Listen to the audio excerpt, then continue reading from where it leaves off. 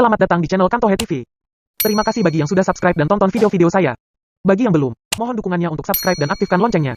Subscribe itu gratis kok, dan supaya Anda yang lebih dulu tahu, kalau saya udah upload video terbaru. Jangan lupa juga untuk like, komen dan share videonya, agar lebih banyak orang yang bisa gabung dan baca cerita-cerita menarik ini. Oke, tanpa berlama-lama lagi kita langsung saja ke ceritanya. Bab 4 Telepon yang tak terduga. Keesokan harinya di markas besar Kit sibuk mengumpulkan guntingan berita dan foto dari berbagai surat kabar, sementara Bob menempelkan kumpulan itu dalam sebuah buku yang besar. Sedang Pak Andrews tidak berhasil menahan tersebarnya publisitas mengenai kota kecil Rocky Beach, sehubungan dengan kisah hantu hijau di Green Mansion. Sebetulnya kisah tentang hantu itu sendiri mungkin tak begitu lama menarik perhatian umum. Tapi kemudian menyusul ditemukannya kamar rahasia serta tengkorak mayat istri Matthias Green dengan kalung mutiara yang begitu tersohor di lehernya. Kejadian itu kembali dijadikan berita penting, dengan kepala berita yang besar-besar nyaris memenuhi halaman surat kabar yang memuatnya. Dalam pemberitaan mereka, wartawan menggali masa silam.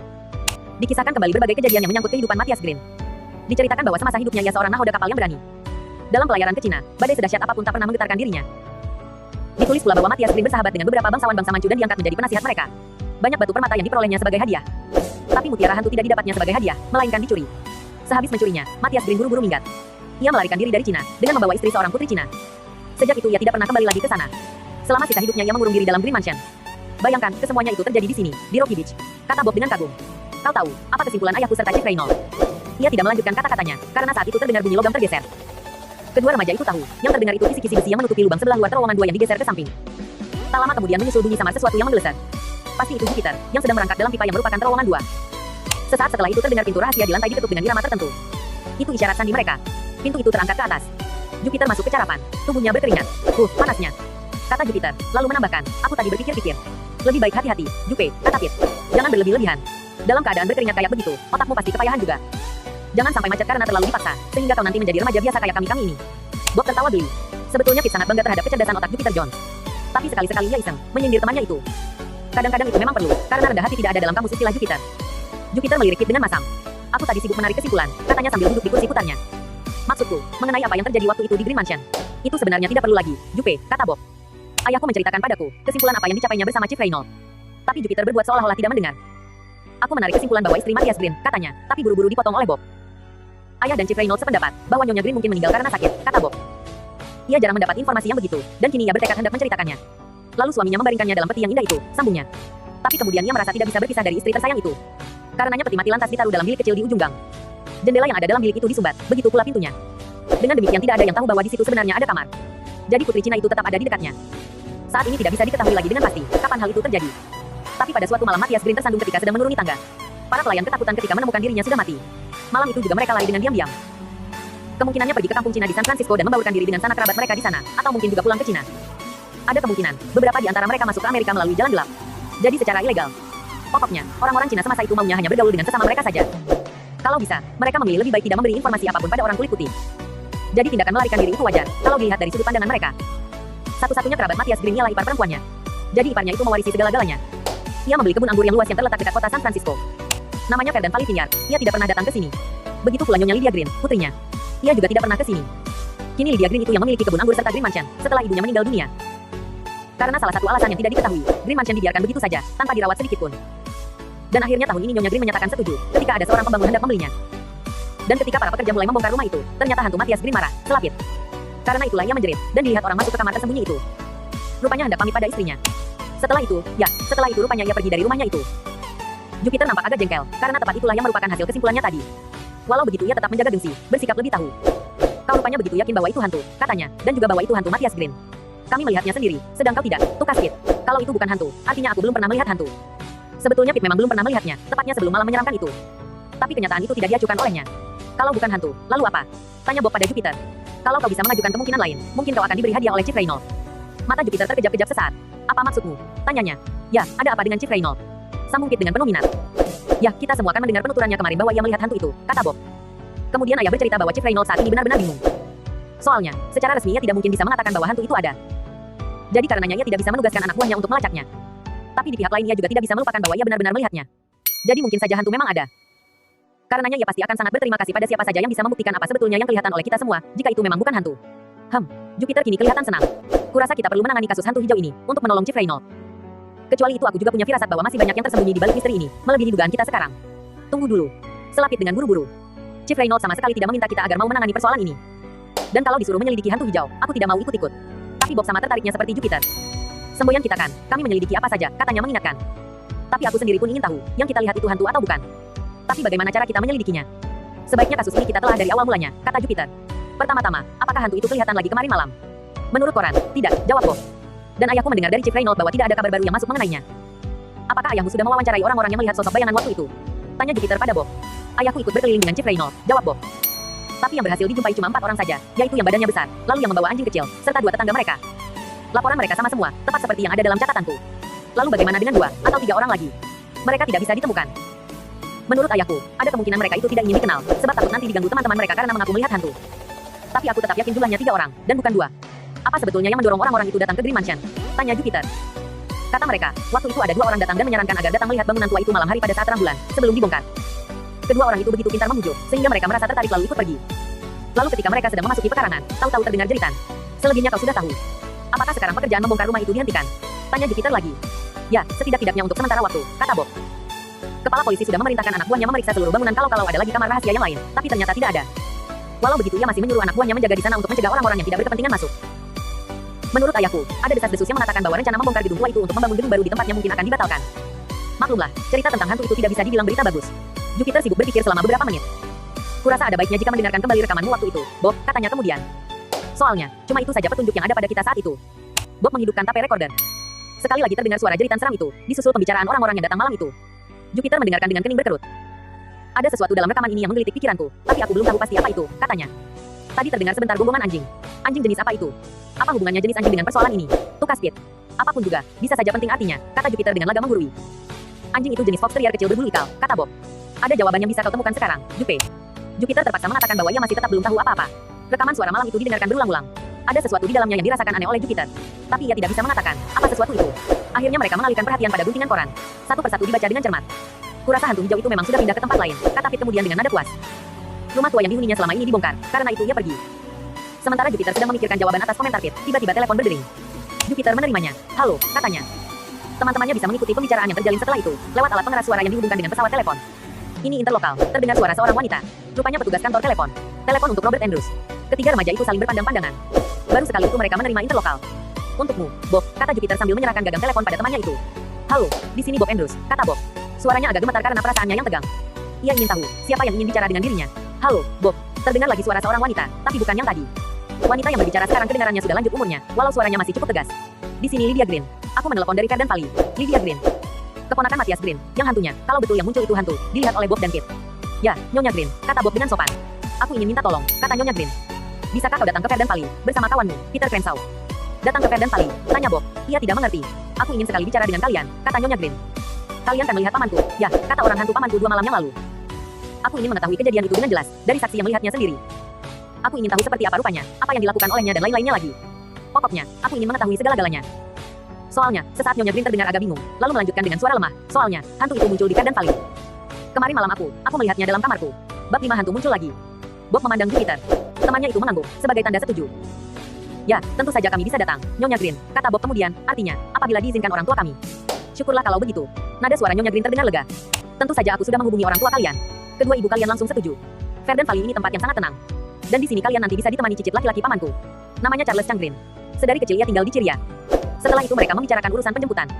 Bob dan Pete akan berangkat dengan pesawat jet pukul 6 sore ke San Francisco. Di bandara mereka dijemput dengan mobil, lalu diantarkan ke Cardan Valley. Setelah mengucapkan terima kasih sekali lagi, Nyonya Green memutuskan pembicaraan. Bukan main, kata Bob dengan gembira. Ia ingin mendapat segala macam keterangan tentang hantu itu dari orang yang melihatnya sendiri, dan karenanya kita akan pesiar. Saat itu ia baru kaget, karena teringat pada sesuatu. Tapi kau tidak ikut diundang, Jupe. Jupe berusaha keras untuk tidak menunjukkan kekecewaannya. Soalnya, kalian berdua melihat hantu itu, sedang aku tidak, katanya. Lagi pula aku besok memang tidak bisa pergi. Paman Titus dan Bibi Matilda akan pergi dengan truk yang besar ke San Diego. Mereka hendak memborong barang-barang bekas angkatan laut di sana. Jadi aku harus tinggal di sini, menjaga toko. Tapi bagaimanapun, kita kan satu tim, bantah Pete. Tidak enak rasanya pergi kalau kau tidak ikut, Jupe. Apalagi kalau kepergian itu ada urusannya dengan hantu, tambahnya. Jupiter menekan bibir bawahnya. Mungkin ini malah baik, katanya. Jika hantu itu dilihat muncul di Cardan Valley, kalian berdua bisa melakukan penyelidikan di sana untuk Chief Reynolds. Sementara itu aku melacak setiap jejak yang bisa kupikirkan di sini. Gunanya tim penyelidik ialah kita bisa mengusut 2 dan bahkan 3 jalur penyelidikan pada waktu yang sama. Jadi soal itu sudah diputuskan. Penjelasan Jupiter memang masuk akal. Tidak lama kemudian Bob dan Pete pulang ke rumah masing-masing untuk bersiap-siap. Pakaian sudah dimasukkan ke dalam koper oleh ibu masing-masing. Kedua remaja itu menambahkan senter, serta membekali diri dengan kapur tulis khusus.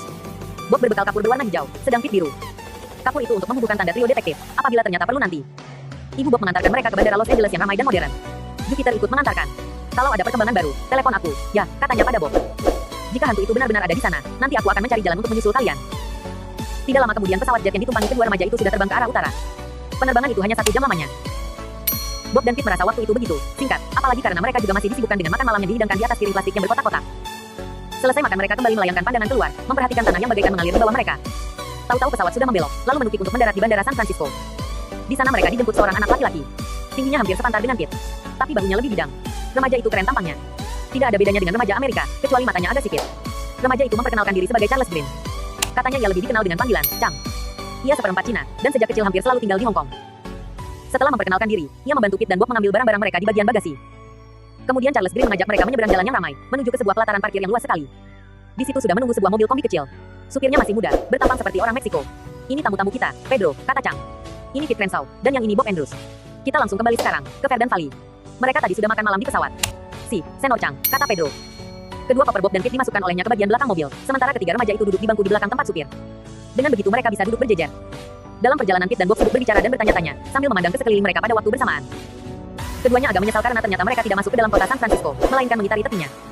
Beberapa saat kemudian mobil kombi itu sudah meluncur melewati daerah yang berbukit-bukit tapi masih bisa dibilang lapang. Kita sekarang menuju ke lembah Verdun, di mana bibiku yang terhormat mengelola perusahaan anggur, kata Chang Green. Bob sudah tahu dari ibunya bahwa perusahaan itu bernama 3 Winery. Chang melanjutkan penjelasannya. Menurut bibiku, akulah yang sebenarnya memiliki kebun dan perusahaan anggur itu. Tapi aku sama sekali tak bermaksud untuk mengambil alih dari bibiku. Pete dan Bob menoleh ke samping, memandang Chang dengan penuh minat. Keduanya menunggu penjelasan lebih lanjut. Dan Chang memang menjelaskan, sementara mobil meluncur terus ke Verdun Valley. Ternyata Chang itu cicit Matthias Green, dari istri pertamanya. Istrinya yang pertama semasa hidupnya selalu ikut dalam setiap pelayaran Matthias. Ia meninggal terserang penyakit demam ketika sedang berada dalam pelayaran lagi di daerah Asia. Ia mempunyai seorang anak laki-laki yang sewaktu ia meninggal masih kecil. Namanya Elijah. Matthias merasa tidak mampu mengurus anak itu, lalu dititipkan di sebuah sekolah misi di Hong Kong yang dikelola agamawan Amerika. Kemudian Matthias terlibat dalam kesulitan dengan pihak berwajib di Hong Kong, karena secara tidak sah mengambil kalung mutiara hantu.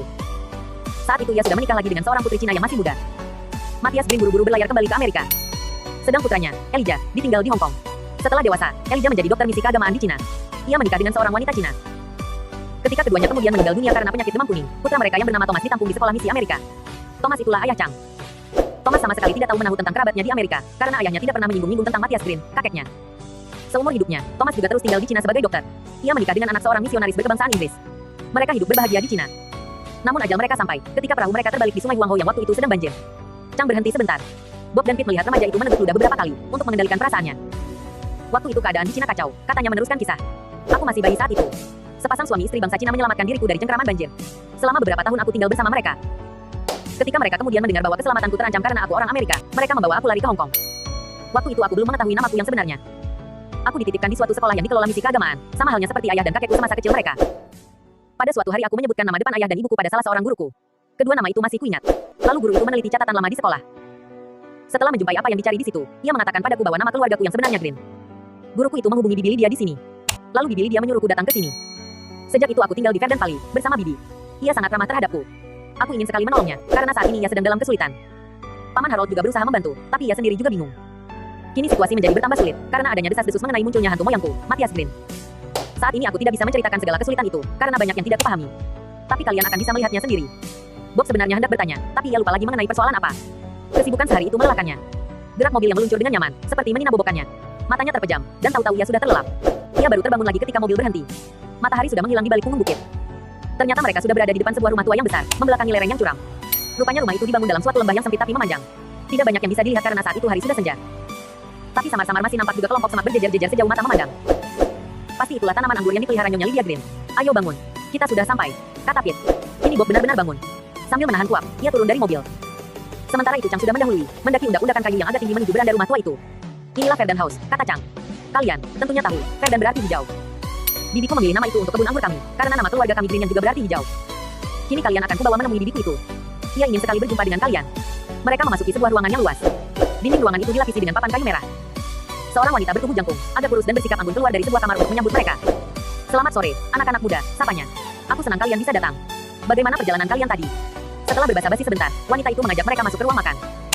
Kalian tentunya lapar sekarang, katanya, walau mungkin tadi sudah makan. Anak laki-laki memang biasa merasa lapar terus. Karenanya kutinggalkan kalian sendiri di sini supaya bisa makan sepuas-puas hati, sambil mengobrol dengan Chang.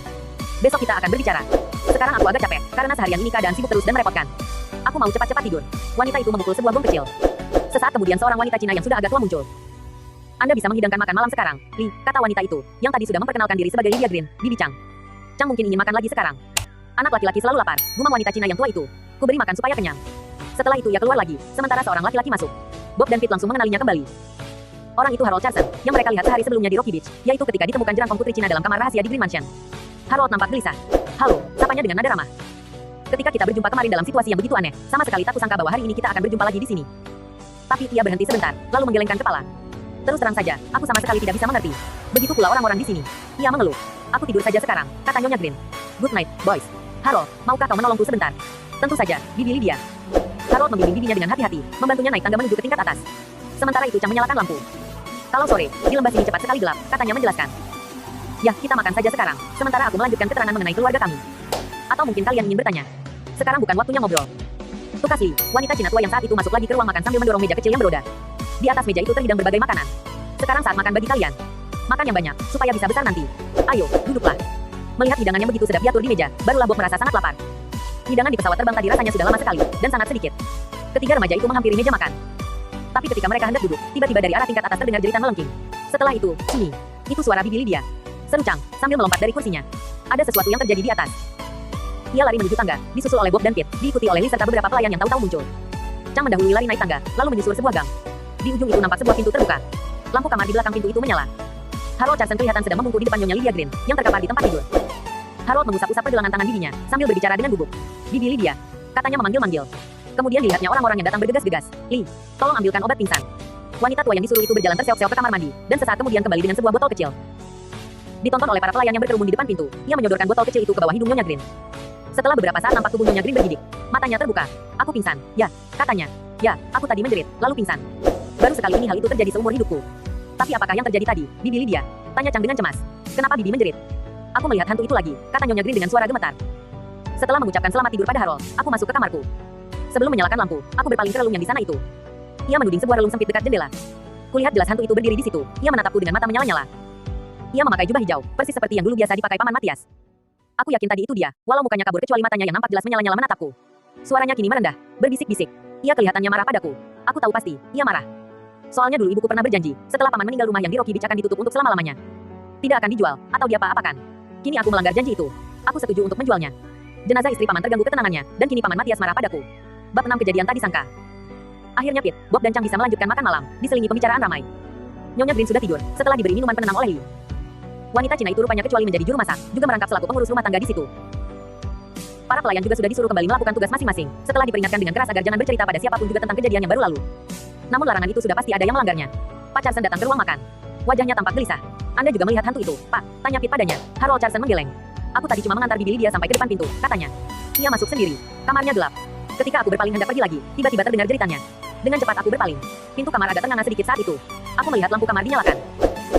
Rupanya Bibi Lydia baru saja hendak menghidupkan lampu. Ketika ia melihat, ya, apapun yang dilihatnya saat itu, tapi secara otomatis jarinya tetap menekan tombol lampu. Setelah kamar terang benderang, tentu saja tidak ada lagi yang bisa dilihat. Setidak-tidaknya, aku saat itu tidak melihat apa-apa. Bibi mendekap mulutnya dengan tangan. Matanya memancarkan kengerian. Sementara aku bergegas masuk, ia roboh tidak sadarkan diri. Untung aku masih sempat menangkapnya, sehingga tidak terbanting ke lantai. Bibi kubaringkan di tempat tidur. Ketika kalian masuk, aku sedang menggosok-gosok pergelangan tangannya, supaya ia kembali siuman. Harold Carson mengusap keningnya dengan sikap bingung. Para pelayan pasti akan mempergunjingkan kejadian tadi, katanya. Mustahil mulut mereka bisa dibungkam. Besok pagi kisah tentang hantu yang muncul di sini pasti akan sudah tersebar luas di seluruh lembah. Anda gelisah karena wartawan mungkin akan mendengarnya lalu memuat berita itu dalam koran. Tanya Bob. Bukan itu saja, aku bingung membayangkan akibat kejadian ini terhadap para pekerja di sini, jawab Harold Carson. Kurasa Bibi Lydia tentunya sudah mengatakan lewat telepon bahwa kemarin malam pun ia sudah melihat hantu itu dalam kamarnya. Ya, kan? Bob dan Pete mengangguk. Nah, kecuali dia, masih ada pula dua pelayan wanita yang melihatnya, atau tepatnya, mengaku melihatnya di beranda, sewaktu mereka sedang duduk-duduk sambil mengobrol di situ. Keduanya ketakutan setengah mati.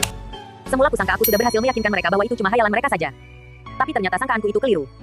Sebab pagi ini di lembah sudah tersebar desas-desus bahwa hantu hijau dari Rocky Beach sudah pindah ke sini. Para pekerja kami sejak itu ramai membicarakannya. Jadi Anda merasa hantu itu menyebabkan pekerja kita ketakutan, Paman Harold? Tanya Chang. Betul, jawab pamannya. Hantu itu akan merusak perusahaan kita. Kita akan bangkrut karenanya. Tapi kedua tamu kita ini tidak perlu direpotkan urusan itu, katanya lebih lanjut. Suaranya sudah tenang kembali, seakan-akan ia menyesali gejolak perasaannya tadi. Mungkin kalian ingin melihat mutiara yang kutemukan kembali kemarin, ketika kalian juga ikut hadir dalam kamar tersembunyi itu.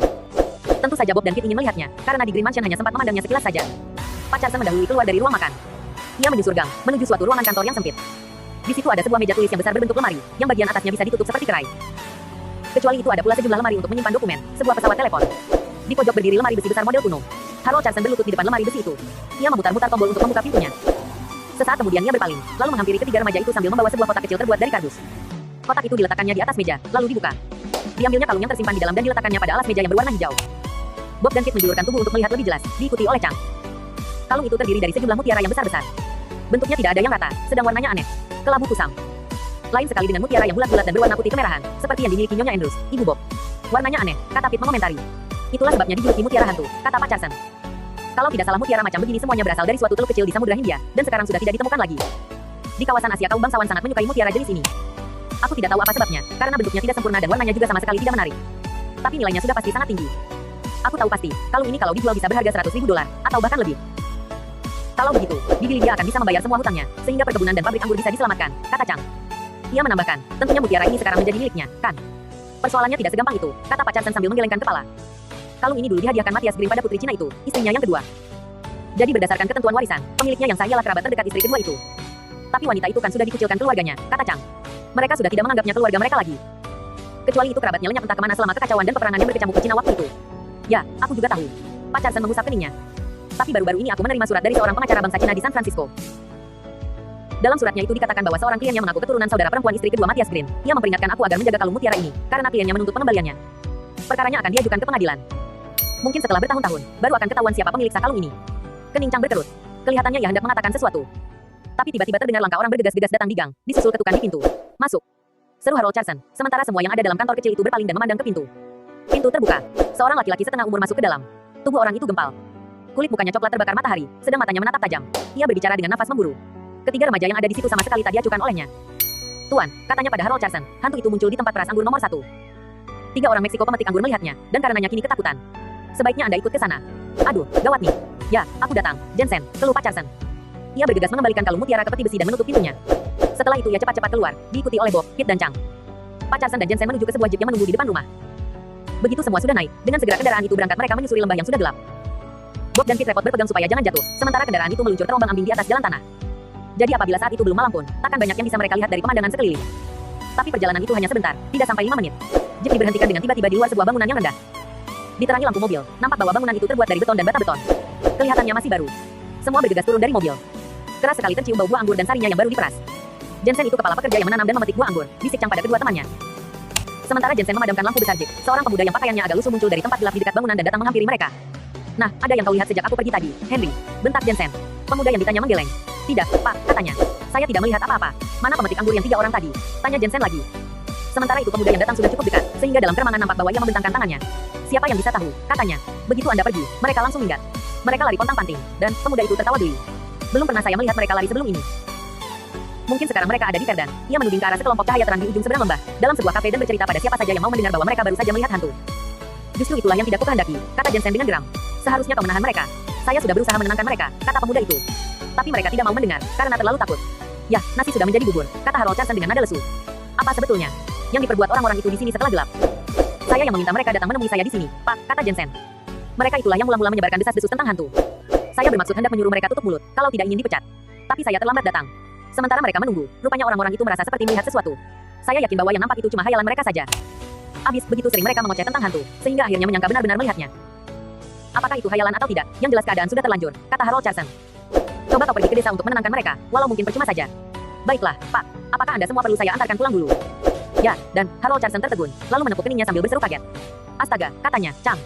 Setelah mengembalikan kalung mutiara tadi ke dalam peti besi, pintunya kukunci lagi atau tidak? Saya tidak tahu, karena saat itu Anda ada di depannya, jadi saya tidak bisa melihat, jawab Chang. Tapi saya melihatnya, selapit. Kemudian ia berusaha mengingat-ingat, apa sebetulnya yang dilihatnya ketika dalam kantor tadi. Anda memasukkan kalung ke dalam, lalu menutup pintu dan memutar pegangannya. Ya, betul, kata Harold Carson memotong, tapi tombol kuncinya kuputar atau tidak. Pete berusaha mengingat-ingat. Dia tidak begitu yakin, tapi tidak, Pak Carson, katanya kemudian. Saya rasa Anda tidak menguncinya. Harold Carson mengeluh. Kurasa juga begitu, katanya. Aku tadi pergi begitu saja, sementara lemari besi kubiarkan tak terkunci. Padahal mutiara hantu ada di dalamnya. Cepat, Jensen, antarkan aku pulang dulu. Setelah itu kau kembali lagi ke sini untuk menjemput ketiga remaja ini. Baiklah. Nih, Chang, pegang senterku. Jensen menyerahkan senternya yang bercahaya terang ke tangan Chang. Setelah itu ia dan Carson bergegas meloncat ke atas jeep yang langsung berangkat. Astaga, kata Bob, memecah kesunyiannya menyusul. Mula-mula di rumah, lalu kemudian di sini. Tapi kenapa semuanya begitu mengkhawatirkan omongan orang, Chang? Tanpa disadari, ketiga remaja itu saling mendekat di tengah kegelapan malam sunyi, yang hanya dipecahkan oleh bunyi jangkrik. Soalnya, saat ini musim memetik buah anggur sedang berjalan, kata Chang. Buah anggur mulai ranum dan harus dipetik, lalu setelah itu diangkut ke tempat pemerasan untuk diambil sarinya. Setiap hari ada buah anggur yang ranum. Kalau tidak cepat-cepat dipetik, akibatnya buah itu terlalu ranum sehingga anggurnya tidak begitu enak. Atau bahkan mungkin pula buah itu membusuk. Untuk memetiknya diperlukan tenaga banyak orang. Tapi pekerjaan itu merupakan kerja musiman. Jadi banyak di antara pekerja yang datang ke sini khusus pada musim petik, dan setelah itu pergi lagi ke tempat lain. Pekerja-pekerja itu ada yang orang Meksiko, ada pula bangsa Amerikanya, dan sebagian lagi orang-orang keturunan Asia. Tapi semuanya orang-orang miskin yang bekerja membanting tulang dan sangat percaya pada tahayul. Mereka itu sudah gelisah saja, sejak mulai ada berita dalam koran-koran mengenai hantu hijau di Rocky Beach. Kini, apabila hantu itu ada di Fair dan Valley, banyak dari para pekerja itu akan lari ketakutan dari sini. Mereka akan minta berhenti, dan kami tidak bisa memperoleh pekerja lain sebagai pengganti. Sebagai akibatnya, buah anggur akan membusuk, sehingga panen kali ini gagal. Perusahaan kami akan menderita kerugian besar. Aku tahu pasti bibiku bingung karena perusahaan banyak utang dan setiap sen yang masuk sangat besar artinya. Aduh, gawat juga kalau begitu, kata Pit dengan kikuk. Dan semuanya terjadi karena rumah moyangmu dibongkar dan arwahnya terpaksa gentayangan kemana-mana. Tidak, kata Chang berkeras. Aku tidak percaya bahwa itu arwah moyangku. Ia takkan mau merugikan keluarganya sendiri. Pasti itu hantu jahat yang ingin mengganggu kami. Chang berbicara dengan nada begitu yakin, sehingga Bob ingin sekali bisa mempercayai kata-katanya itu. Tapi Bob hadir sendiri di Green Mansion. Dengan mata sendiri ia melihat sosok tubuh kabur berjubah hijau itu. Jadi ia terpaksa berpendapat, Chang pasti keliru. Selama beberapa saat ketiga remaja itu membisu. Mereka memikirkan tindakan selanjutnya. Akhirnya Bob yang paling dulu membuka mulut. Jika hantu itu dilihat orang di sini, katanya, kita perlu membuka mata. Siapa tahu, kita akan bisa melihatnya lagi. Yah, kurasa betul juga katamu itu, kata Pit segan-segan. Tapi perasaanku lebih enak apabila Jupe juga ada di sini. Hantu itu tidak mengganggu siapa-siapa, kata Chang. Ia cuma menampakkan diri saja. Jadi kita tidak perlu takut. Dan kalau betul itu arwah moyangku, pasti ia tidak bermaksud jahat. Aku sependapat denganmu, Bob. Kita periksa saja sebentar di sekitar tempat pemerasan anggur. Mungkin hantu itu masih ada di situ. Ia mengajak Bob dan Pit mengelilingi bangunan. Kelihatannya ia mengenal baik tempat itu. Senter tidak dinyalakan olehnya, karena menurut pendapatnya cahaya terang akan menyebabkan mereka tidak bisa melihat hantu hijau itu. Mereka memandang dengan mata terpicing. Tapi tidak ada yang nampak di samping bayangan bangunan yang gelap. Sambil berjalan, Chang menjelaskan bahwa bangunan itu tempat pemerasan anggur yang baru selesai dibuat. Di sini buah anggur yang ranum dimasukkan ke dalam tangki-tangki besar, katanya. Semacam roda putar bersekop melumat buah itu dan memeras sarinya, yang kemudian mengalir ke dalam tangki penampung. Dari tangki itu sari anggur dipompakan ke dalam tahang-tahang yang terdapat dalam ruangan bawah tanah. Ruangan itu sebetulnya gua-gua yang digali dalam gunung di dekat sini. Dalam gua-gua itu suhu dan kelembaban tetap sama sepanjang tahun. Sari anggur dibiarkan dalam talang-talang itu sampai meragi. Dan akhirnya menjadi minuman yang nikmat. Tapi Bob tidak begitu memperhatikan penjelasan itu, karena ia masih berusaha mencari-cari kalau ada sesuatu yang kelihatannya seperti sosok tubuh bersinar suram. Tapi tak ada yang kelihatan, walau mereka sudah mengelilingi bangunan itu. Kita lebih baik masuk saja ke dalam, kata Chang kemudian. Akan kutunjukkan pada kalian mesin-mesin dan tangki-tangki yang ada di dalam. Semua masih serba baru. Tempat ini dibangun tahun yang lalu. Waktu itu banyak mesin baru yang dibeli Paman Harold, dan karenanya hutang kami tidak sedikit. Itulah sebabnya saat ini Bibi Lydia bingung. Ia merasa khawatir tidak bisa membayar hutang. Saat itu nampak cahaya lampu mobil datang mendekat. Tidak lama jeep yang tadi berhenti dekat mereka. Naiklah, kata Jensen pada ketiga remaja itu. Kalian akan kuantarkan pulang ke rumah. Tapi sebelumnya aku ada urusan sebentar di desa. Aku harus mencari ketiga pekerja yang mengaku melihat hantu itu. Aku harus menyuruh mereka tutup mulut, sambil berusaha menenangkan suasana. Terima kasih, Pak Jensen, kata Chang, tapi kami jalan kaki saja pulang. Dari sini kan tidak begitu jauh. Paling-paling cuma 1 mil lebih sedikit. Ini, senter Anda. Bulan sudah muncul, jadi kami bisa melihat jalan tanpa bantuannya. Terserah, kata laki-laki bertubuh kekar itu. Mudah-mudahan saja ketiga pemetik anggur itu tidak menyebabkan semua pekerja kita ketakutan. Kalau itu sampai terjadi, pasti takkan sampai selusin yang muncul bekerja besok. Setelah itu Jeep berangkat lagi, menderu menuju sekelompok cahaya yang nampak agak jauh dalam lembah. Pasti itulah desa yang disebut Jensen tadi. Kau kan tidak keberatan kalau kita jalan kaki pulang, Bob? Tanya Pit pada temannya. Kakiku sudah cukup kuat, kata Bob, lalu menjelaskan pada Chang. Dulu sewaktu aku masih kecil kakiku pernah patah, karena jatuh dari bukit. Sebagai akibatnya aku terpaksa memakai penopang, sampai minggu lalu. Tapi Dr. Alvarez kemudian membukanya dan mengatakan bahwa aku sekarang sudah sembuh. Aku perlu banyak berlatih berjalan, supaya kakiku yang habis cedera bisa kuat kembali. Kita tidak perlu cepat-cepat, kata Chang. Dengan santai ketiganya menyusur jalan berdebu di remang cahaya bulan. Di sekeliling tercium bau anggur yang ranum. Selama beberapa saat Chang berjalan sambil membisu. Maaf, katanya kemudian, aku sedang memikirkan betapa besar bencana yang akan dialami Fair dan Valley karena urusan hantu ini. Para pekerja kami akan minggat semua, seperti kataku tadi. Panen anggur akan gagal. Sebagai akibatnya, kami akan menderita kerugian besar. Bibi Lydia takkan bisa membayar hutangnya, dan karenanya Fair dan Valley akan disita. Itulah sebabnya aku diam saja. Aku cemas memikirkan masalah yang dihadapi Bibi Lydia. Aku tahu, kebun dan usaha anggur ini sangat berarti baginya. Soalnya, ibunya dan kemudian Bibi Lydia sendiri seumur hidup mencurahkan seluruh perhatian untuk membangun usaha ini. Kalau sekarang ambruk, pasti ia akan patah semangat. Tapi masih ada satu harapan. Apabila persoalan hak milik Mutiara Hantu bisa diselesaikan, dan terbukti bukan orang lain pemiliknya yang sah, maka Bibi akan bisa menjualnya dengan harga tinggi. Dan dengan hasil penjualan itu, ia akan bisa membayar semua utangnya. Mudah-mudahan saja begitu perkembangannya, kata Pit. Tapi bagaimana pendapatmu, Chang? Yang muncul itu hantu moyangmu atau bukan? Entahlah, aku tidak tahu, kata Chang lambat-lambat. Tak masuk di akalku bahwa arwah moyangku bermaksud jahat, walau semasa hidupnya ia terkenal berwatak keras. Kami di Cina tidak menolak kemungkinan adanya makhluk halus, baik yang baik maupun yang jahat. Kurasa ini perbuatan roh jahat, dan bukan moyangku. Ya, ini pasti roh jahat. Sementara itu mereka sudah sampai di rumah. Beberapa lampu di dalam menyala. Tapi keadaan di dalam sunyi sepi. Ketiga remaja itu naik ke rumah lalu masuk. Chang kelihatannya agak heran menemukan ruang duduk yang besar dalam keadaan kosong. Para pelayan sudah tidur semuanya, katanya, tapi aku tadi menyangka Paman Harold pasti ada di sini. Ia mengatakan ingin mengajukan beberapa pertanyaan pada kalian. Mungkin ia ada di kantornya. Ia mendahului pergi ke kantor itu. Pintunya ternyata tertutup. Ketika Chang mengetuk, dari dalam terdengar suara mengerang disertai bunyi berdebung-debung. Chang kaget, lalu cepat-cepat membuka pintu. Ketiga remaja itu tercengang. Mereka menatap Harold Carson yang tergeletak di lantai. Pergelangan tangan dan kakinya terikat erat dengan tali dan disatukan di belakang punggungnya. Kepalanya diselubungi dengan kantong kertas. Paman Harold. Seru Chang, lalu bergegas masuk dan menarik kantong kertas dari kepala pamannya. Mata Harold Carson terbelalak, sementara bibirnya bergerak-gerak. Tapi ia tidak bisa mengatakan apa-apa, karena mulutnya tersumbat. Jangan coba bicara, dulu, kata Chang cepat, kami akan membebaskan paman. Diambilnya pisau lipat dari kantongnya lalu dipotongnya sapu tangannya menyumbat mulut pamannya. Kemudian, sementara pamannya itu masih megap-megap menarik napas, Chang sudah memotong tali yang mengikat pergelangan kaki dan tangannya. Setelah bebas, Pak Carson duduk sambil mengusap-usap pergelangannya. Apakah yang terjadi tadi? Tanya Pete. Ketika aku kembali ke rumah langsung masuk ke sini, aku disergap oleh seseorang yang sudah menunggu di balik pintu. Sedang seseorang lagi menyumbat mulutku, lalu mengikat kaki dan tanganku. Aku dibanting ke lantai, lalu kepalaku diselubungi kantong kertas. Aku mendengar pintu lemari besi terbuka dengan keras. Astaga, lemari besi. Dengan cepat ia berpaling dan bergegas menghampiri lemari besi yang besar. Nampak jelas bahwa pintunya terbuka sedikit. Pak Carson membentangkannya lebar-lebar, lalu meraih ke dalam. Tapi ketika ditarik lagi, ia tidak memegang apa-apa. Harold Carson menatap tangannya dengan mata terbelalak. Mulutnya komat kamit. Mutiara hantu, dicuri orang. Katanya dengan serak.